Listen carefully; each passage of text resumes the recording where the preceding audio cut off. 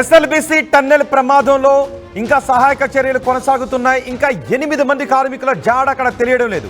40 నుంచి 50 వరకు ప్రమాదం జరిగిన సమయంలో కార్మికులు ఉన్నారు అని తెలుస్తోంది. మంత్రి ఉత్తమ్ కుమార్ కూడా అక్కడికి వెళ్లిన దృశ్యాలు ఆర్టీవీ స్క్రీన్ పైన చూస్తున్నాం.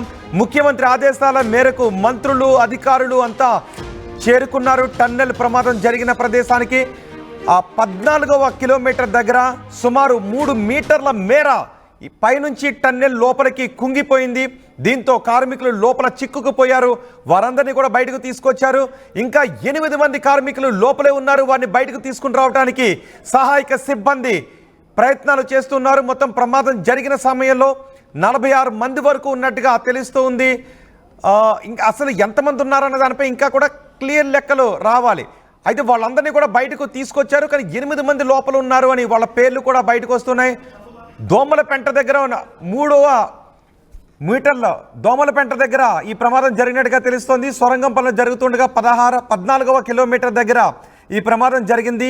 లోపల సొరంగం లోపల 3 మీటర్ల మేర పైకప్పు కూలిపోవడంతో ఈ ప్రమాదం జరిగింది. ప్రమాదం జరిగిన సమయంలో సుమారు 50 మంది వరకు కార్మికులు ఉన్నట్టుగా తెలుస్తోంది. వాళ్ళందరినీ కూడా బయటకు తీసుకొచ్చారు. దోమలపెంటలోని ప్రభుత్వ ఆసుపత్రికి తరలించి అందులో అస్వస్థతకు గురైన వారికి చికిత్సను అందిస్తున్నారు. ముఖ్యమంత్రి ఆదేశాలతో వెంటనే జోపల్లి కృష్ణారావు, ఉత్తమ్ కుమార్ రెడ్డి ఇద్దరు కూడా హెలికాప్టర్లో సంఘటనా స్థలానికి బయలుదేరి వెళ్లారు. ఇటు పోలీసులు, జిల్లా రెవెన్యూ యంత్రాంగం, డిఆర్ఎఫ్ సిబ్బంది ఈ టన్నెల్ దగ్గరకు చేరుకున్నారు. టన్నెల్ సొరంగ మార్గం స్టార్టింగ్లో ఆ దృశ్యాలు మీరు చూస్తున్నారు. అక్కడ నుంచి 14 కిలోమీటర్ల దూరంలో లోపల 3 మీటర్ల మేర పైకప్పు కూలిపోవడంతో ఈ ప్రమాదం చోటు చేసుకుంది. ఇంకా లోపల 8 మంది కార్మికులు ఉన్నారు.